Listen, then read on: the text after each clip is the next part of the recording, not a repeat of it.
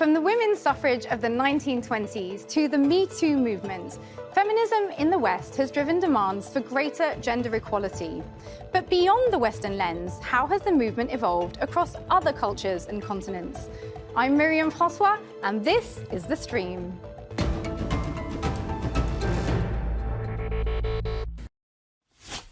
Do I consider myself a feminist? Feminism to me means that women are treated equally. Not the same, but equally. Feminism to me is when women of colour are no longer dehumanised, when women of colour are seen as a part of the conversation. Feminism is not a one-size-fits-all solution. When I say women's rights, I mean all women, whether it be black women, trans women, queer women, disabled women. Feminism is about recognizing and highlighting the intersecting struggles faced by women. For me, being a feminist is supporting every woman on the face of this earth to be everything she can possibly be. Feminism to me means gratitude for every woman before me who fought for the rights that I have today. It's about recognizing the strength and diversity of all people. Feminism means having the right to choose what I want in life. I don't think that you could truly be a feminist without standing up for women that are oppressed in any place or country. Feminism is continuing to utilize our platform and voices to talk about Palestinians, Congolese, and Sudanese people. To me, feminism is best summed up by this quote by Audre Lorde. "I am not free while any woman is unfree, even when her shackles are very different from my own." As we mark another Women's History Month, which centres women's contributions in the US, the UK, and Australia, what does feminism look like when we recentre long sideline voices from the global South?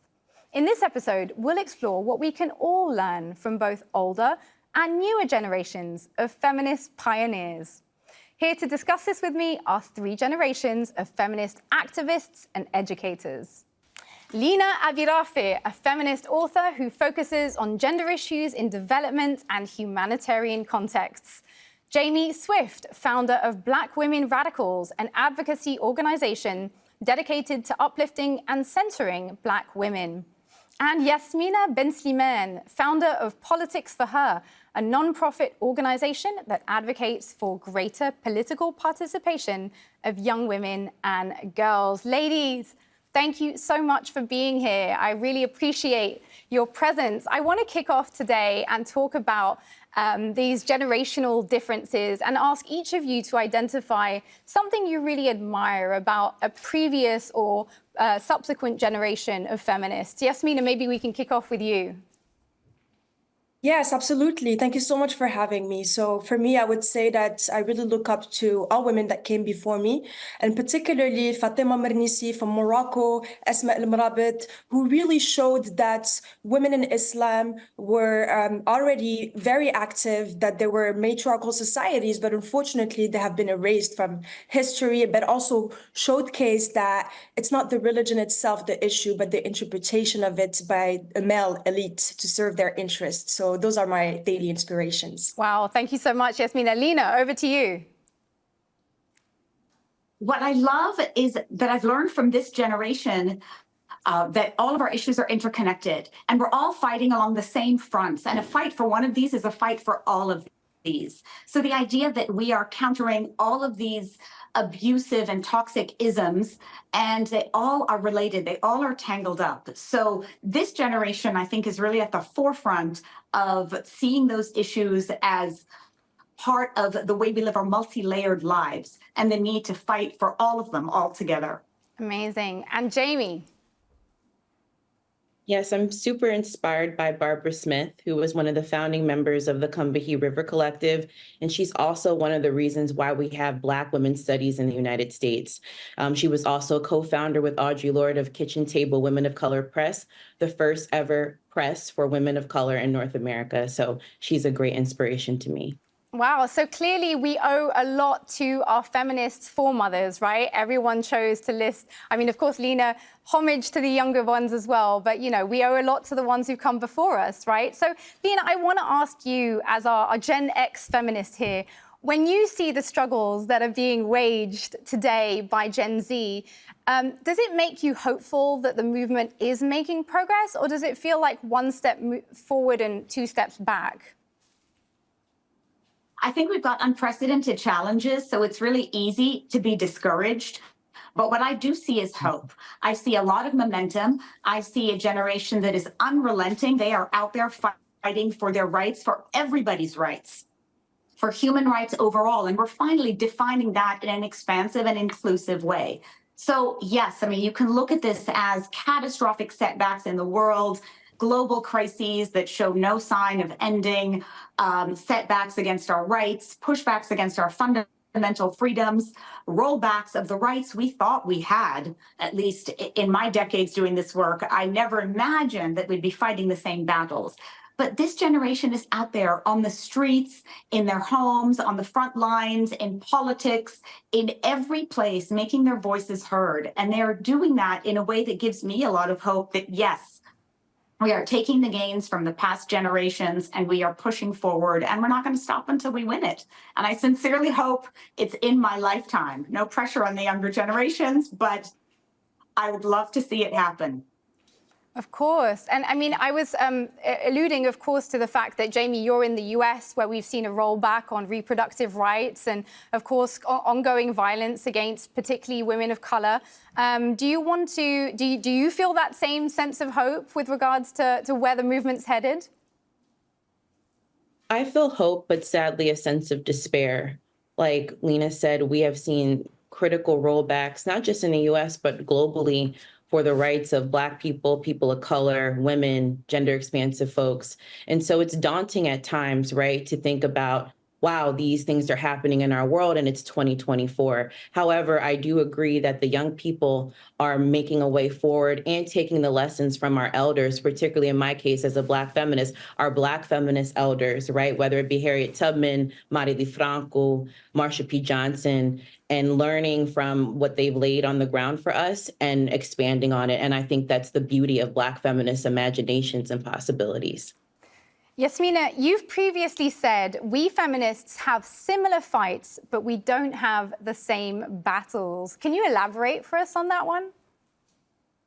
Yeah, absolutely. I think that being an intersectional feminist is being mindful of our privileges and realizing them and making sure that we take an intersectional approach in everything we undertake. Hence, the importance of amplifying voices and not speaking on behalf of other groups, making sure that we include everyone within our fight, whether it is Indigenous, whether it is disabled, whether it is young women and girls from global majority, migrants, refugees, everything. We need to make sure that we are all part of this movement collectively, but we do have individual struggles. And for that, we need to acknowledge our privilege. I see the ladies nodding there. Do you feel that sort of sense of solidarity that you're talking about there, Yasmina, which we would all definitely hope for, has been reflected? We're going through, obviously, a series of genocides throughout the world: Congo, Sudan, obviously Gaza. Women, obviously, in any conflict zone, always likely to experience things like sexual violence. Do you feel like we've seen solidarity on the scale that you would have hoped for? Jaimee, do you want to kick us off on that one? I can see Yasmina is definitely not agreeing. Yes. Well, it depends on the context. I think that when I think of myself as a Black feminist and why there was a Black feminist movement created was because the anti-Blackness, right, that many Black women and queer and trans and gender expansive people face in the predominantly white mainstream feminist movement. So we were excluded from that movement. But in terms of solidarity in the current phase, in terms of Palestine, Congo, Sudan, Tigray, particularly with Palestine, Black feminists have always been on the forefront of solidarity with Palestine and also transnational global struggles. You can't cite June Jordan, Angela Davis, Audre Lorde, Shirley Graham Du Bois, and Tozaki Shange without recognizing that they were in solidarity with Palestine and radical global struggles around the world. So I see both. Well, on the subject of global solidarity, or the lack thereof, let's take a peek at this TikTok. White feminists, of course we think the biggest crisis going on in the world right now is Greta Gerwig and Margot Robbie not getting Oscar nominations for feminist masterpiece Barbie. Don't you just love Pink? We're white feminists. Of course we went back to brunch and stopped masking the moment the government told us that COVID is over. I'm just so over these things. We're white feminists. Of course we don't need to have an opinion on Palestine because it's such a complex and nuanced issue and I don't really know that much about it. And I heard that hummus R-worded women. I mean, it hasn't been proven, but like, you know how those men are, you know, the ones in the Middle East, yeah. So I could sense perhaps some rage maybe brewing from the panel here. Lina, do you want to kick us off there? I know you've previously spoken about the need for a unified movement. When you see videos like that, what are we thinking? I mean, she's got a point, you know, and we're seeing those kinds of divides. I think part of the challenge is figuring out how to overcome that. What I am seeing, though, that's encouraging, you know, and I do err on the side of hope. Otherwise, I could not be doing this for decade upon decade. But I do see Black and Brown feminists very much in solidarity. I see our issues as interconnected. I see us fighting together. And for me, that's where the real power is. That's where the leadership is. So is there a crisis of so-called white feminists and what they think is important and how they sideline other issues? Among many white feminists, I'd argue, yes, there is. But that is changing. And I feel like that's the minority. I mean, those voices are being drowned out because our voices are stronger and louder. I mean, never did I imagine that I'd see people on the streets marching for each other's rights in ways that we do today. We genuinely care about each other. We see our issues as interconnected. We see our freedoms as tied up together. And that, for me, is giving me hope. And eventually, we are going to be the louder and stronger voices. So I keep that hope alive that we're not going to win everybody. And there will always be so-called feminists. I mean, I'm not sure I even call them feminists who will disagree with us, but they're not in the majority anymore. Yasmina, you made a video for International Women's Day where you also shared some thoughts around the way that the white feminist movement has responded to some of the current crises. Do you want to tell us a little bit about that? Yeah, to me, it's a very selective and performative feminist activism. Just like Lina said, I don't think they should be called feminist. There's nothing feminist about being selective about women's rights. It's this double standard of what matters the most. And there's also this misconception that white feminism means just white women or women in the West. Not at all. Every time I speak against white feminism, I trigger white women or women in the West because they think it's about them. And this showcases another issue. Why are you making it about you when there's literally a genocide in Palestine, a silent genocide in Congo, and countless issues, whether in Sudan, whether forgotten crisis, Yemen, Syria. The list goes on, Afghanistan and Iran, but yet they're not going to talk about these issues. But if they do, it's only with a white savior lens to save women and girls from oppressors that are their brown men or black men per se. So I definitely have a big issue with that. And I think that it should be called out and rightfully so. But of course, there's a lot of solidarity between black and brown and LGBTQIA plus communities. And it's beautiful to see, even in the case of Palestine, it's South Africa that came and that defended Palestine and that brought the case to the ICJ. So it shows that we do not need saving from the West. I see that echoed very much by the rest of the panel here. Did anyone else want to come back on that? Yes, I completely agree with my fellow feminists over here. I'm not interested in girl boss feminism or imperial feminism. And I think it's so important that our radical feminism has a class analysis, right? And I'm interested and invested in working class and poor, right, Black feminist perspectives. And when you have the constantly prompting of US-based, global North-based, English-speaking Black feminisms or feminisms generally, it takes away from the leadership, legacy, and lineages of other feminists around the world who are doing critical work. So I completely agree, 100%. So question to the panel, but maybe we can kick off with you, Lina, on this one. So if we de-center white feminism, if such a thing is possible, what are the priorities you believe that should be set for the movement? Well, first of all, you ask if such a thing is possible, and I say absolutely, yes, it's possible. We're seeing it right now. I mean, the powerful thing is that we no longer have to choose between our different identities. We understand that all of that is interconnected and we're fighting along the same fronts for our freedoms, for our safety. You know, I don't want to be the one to prioritize because I feel like there are different issues at play, but there are differences, there aren't divisions. And I think that's for me a really important distinction.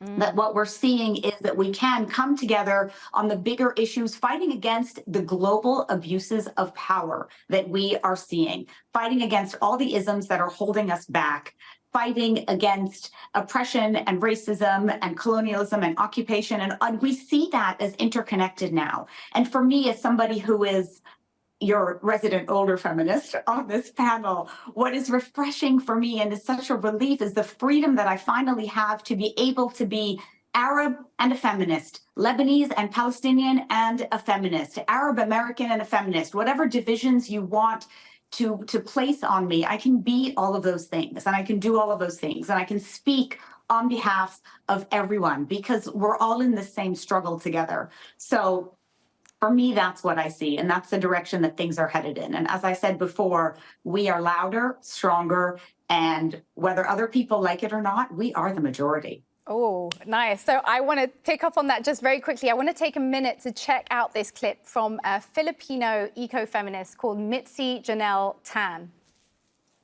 You cannot separate climate justice from gender justice because women and gender minorities are among the most vulnerable to the climate crisis, and when you have them in leadership positions, a climate just world is a lot more attainable, the world is more sustainable. But going beyond even that, it's understanding that the patriarchy, colonialism, imperialism, capitalism, they all come from the same seed of greed, of accumulating power and capital over a falsely propagated notion of an other created by the rich white elite man to turn women, people of color, global South people, working class into something that can be less than an other, less than that can be abused, exploited, and disposed of after. Any immediate reactions to that video sent from Mitzi? Yasmina, I see you nodding. Yeah, absolutely. I think that the climate crisis is not a threat, but a present reality, and that it's interconnected with all systems of oppression, whether it is the patriarchy, capitalism, neocolonialism, and it is something that we're seeing more and more. And I'm really glad to see that the feminist movement is also including the climate justice within its fight, and especially that it affects young women and girls at a disproportionate rate, indigenous communities. So I definitely agree, and I think that the climate justice should be at the forefront of all of our agendas. Lina and Jaimee, I want to give you a chance to come back on Mitzi's video there. Lina? You know, if I may, I love the idea that she talks about the othering of all of these issues. You know, and I think that's been part of the problem for so long is that we've spoken about it, and this is probably a symptom of so-called white feminism, is that we talk about other women over there as if that is the problem. And this mythical over there is where all the trouble is caused and everything is just fine over here. And I think we are shattering that illusion because it is not, there is no over there. It is all of us. It's right here and right now. And those who don't see that, don't see those issues as connected, I think are not going to help our fight. So for me, the most important thing is that we stop othering the challenges that we face and start to see them as our own, take them personally, and then stand up together and fight for them. So there's this intersectionality, right, that we hear a lot in the contemporary feminist movement. Jaimee, I want to ask you about that, because does that mean that we have to be invested in all fights all the time? Because that sounds really exhausting, and we have a lot already on our plates. Well, I'm a Black woman and I have all sorts of fights and identities, so I guess I should be exhausted, right? Right. I think it's important that we have honoring Kimberly Crenshaw, a critical race theory and legal scholar who coined the term intersectionality to talk about our intersecting identities and oppressions, right? And also thinking about identity politics as coined by the Combahee River Collective, right? In terms of how are we using our intersecting identities and also the oppressions that we face to radically change and transform our world. And so for me, I don't live on a single axis plane. None of us do, right? I don't have one identity. I have multiple identities, right? And so it's very imperative when we're talking about the feminist movement that other feminists of color really, and also white feminists, whomever, we honor our different identities, right, and our intersectionalities. Also, for me as a Black feminist, I'm not really concerned about mainstream white feminism because that's not my North Star, right? I've been surrounded by beautiful Black women and gender expansive people who've always done the work, who've always talked about intersectionality, who've always honored our multiple identities. And so when I think about the mainstream white feminist movement, who are they to me? Who are they to Black feminists? Indeed. Well, I want to pick up on this topic of political mobilization and political action, which is so central, right, to the feminist movement. We often hear this idea that, you know, one of the criticisms of Gen Z is that they're not quite as political as previous generations. Do we feel that your feminism can be valid if there isn't a political dimension to it? Lina, do you want to kick us off on that one? I think it's absolutely political. I mean, I see everybody's issues as inherently political, and that is the way that we're approaching our activism. I mean, if it's not political, then what is it? It's about understanding power and our relationship to who has it, who doesn't have it, who uses it, and who abuses it. I think that is very political, every single aspect of our lives. So yeah, I don't see anything that is apolitical about any of the work that we're doing.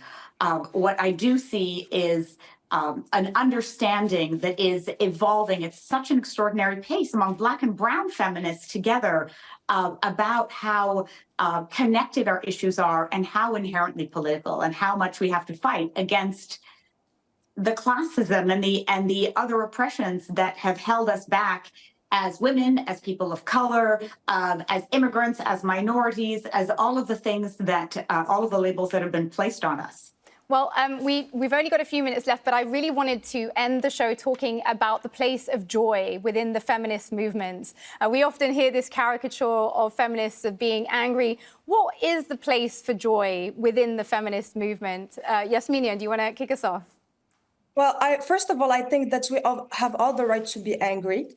And if we're angry, so be it. The current state of the world is absolutely not helpful. Our politicians and our leaders have failed us. And that's one of the main reasons why young people have kind of lost hope in people in power. They're not even leaders. But of course, that there is joy and that there is hope. And to me, I see it in the young women and girls that surround me because they're so dedicated, so passionate, and that there's a real impact. And that's the reason why the US is trying to ban TikTok, because they're fear Generation Z, how outspoken, and everything is political. You cannot stay out of politics, and everything is a feminist issue too. And of course, we're also exhausted, but we need to find hope and community in sisterhood, self-care. Rest is a form of resistance. Rest is political. So again, tying back to this idea of capitalism and living in a fast-paced lifestyle, this is something that we're trying to dissociate ourselves from and really be kind to ourselves and to one another. Thank you. Lina, over to you, and I want to give Jaimee the last word. Lina. I love the idea of anger. I think anger is a catalyst for our action. You know, if you're not angry, you're asleep. I mean, look at the state of the world, as Yasmina rightly said. So that anger is going to generate the action that is going to bring us the change that we need and we deserve and that is long overdue. So with that, you know, I think anger is what drives us forward, and we have every right to be angry. But there's hope. And for me, if there wasn't any hope, I wouldn't be able to get up in the morning and do this again and again, day after decade. So the hope that I see is in moments like this, the connections, the moments of synergy and solidarity and sisterhood. Yasmina, you put it so beautifully. Thank you. That idea that, yes, we are all caring about each other and committed to making things better for ourselves and for one another and for the world that we'd like to see for the generation that comes after. Jaimee, over to you on the place of joy within the feminist movement. I've definitely seen Black feminists writing about the need for joy. Tell us your thoughts. I think joy has always been a centerpiece in Black feminist movements. And whether that's learning from younger feminists, sitting at the feet of our elders, right? Archiving our lives, just laughing, right? Overcoming these stereotypes of being an angry Black woman and relishing in our just lives and our survival. And even for those who've passed on, we have so many lessons to learn. And I'm grateful to be a part of this beautiful legacy of those who've come before me. Jaimee, Lina, and Yasmina, thank you for sharing your wisdom with us today. And of course, thank you all for watching. Once again, stay in touch online on social media.